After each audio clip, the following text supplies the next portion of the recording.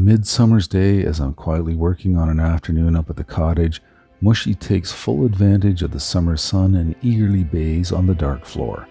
Lynx, who prefers to rest precariously high on a perch with a bird's eye view of the lake and directly above the hummingbird feeder, stands guard over the stash of wine. And then there's Boom. With by far the thickest, longest coat on one of the hottest days of the year, he finds solace in one of the warmest rooms of the cottage. Each of them possesses distinct and unique personalities. For Boom, being on the island offered a sense of liberation.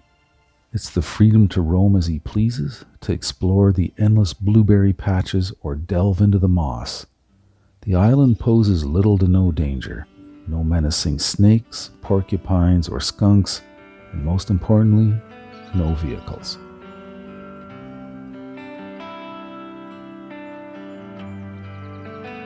And up here, outside, Boom can choose if he wants to stay, if he wants to sit, or if he wants to come along. I think the ability to roam free from time to time was as great an experience for him as it was for me to watch him enjoy it.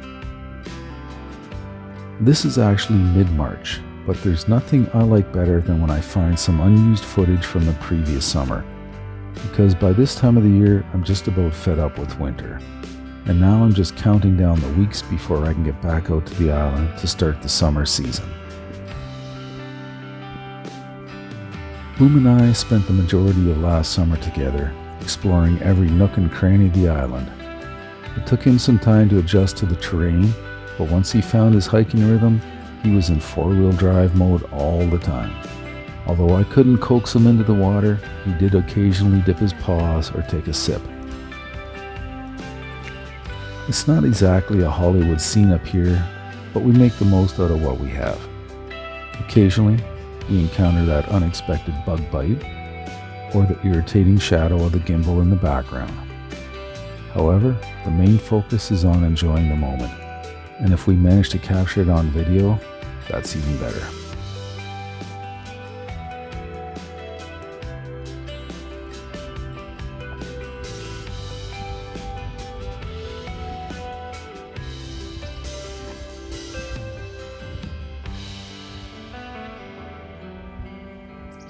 This summer was busy, to say the least. Boom and I traveled back and forth to the house mostly every evening to do some work, and Boom never once complained. Some nights we returned soaked, while others we simply were exhausted, but we faced it all together.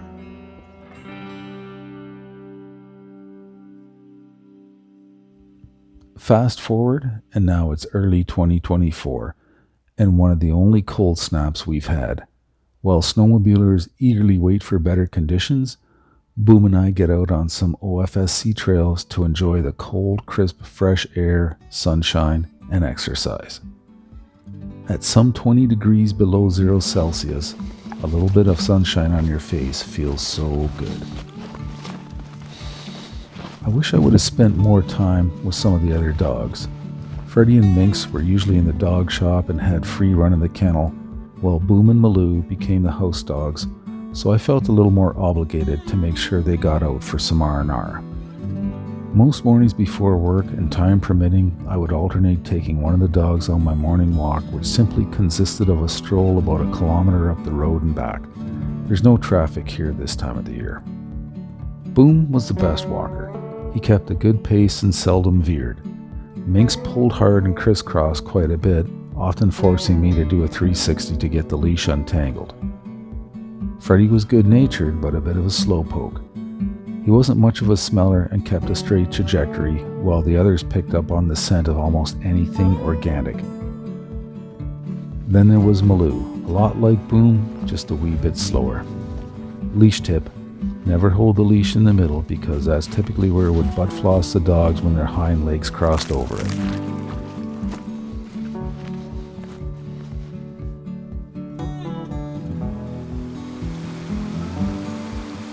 A miniature little winter oasis sees one lake emptying into a marsh. Even with these frigid temperatures, the water still flows freely. As I try to avoid a soaker, Boom is eager to have at her, and a little while later I stop to check his feet for signs of cold.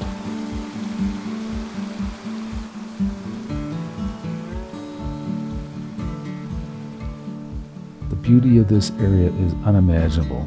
No cars, no traffic, no man-made sounds whatsoever.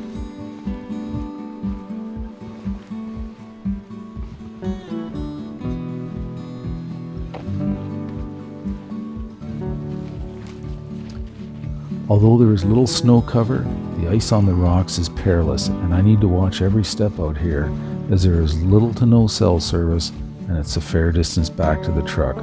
And with these temperatures, the last thing you want to do is slip and break a leg.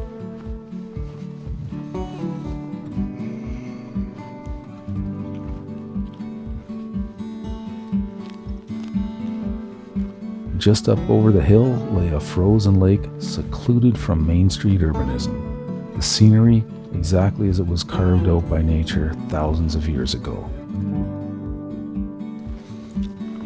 This will be one of my last walks with Boom, and certainly the last video. Shortly, Sue, Boom, Freddie, Minx, and Malou will be heading off on their next adventure. Mushy Lynx and I will miss them and sincerely wish them well in their travels.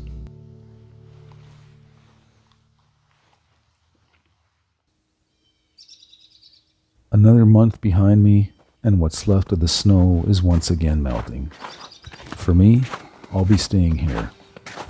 There's a lot of work to do at the house, interior renovations continue, equipment needs to be repaired and maintained, the garage needs siding, areas around the buildings need to be made tractor friendly so that I can get around with the tractor to do work, and of course, with an old tractor, I'm sure there'll be lots of tractor repair. Soon, the island will need attention as the summer season nears. I had hoped to rebuild the carb on the Mercury 9.9 outboard, but I don't think I'll get to it this year. And of course, as usual, I'll be looking forward to visiting with family, friends, and neighbors. This has been one of the weirdest winters in recent memory, but I know that I need to keep the forward momentum going, to experience new things around me, and to learn this area. All this is still so new to me, but it's beautiful and it's peaceful, and the neighbors here are great. I'll like it here.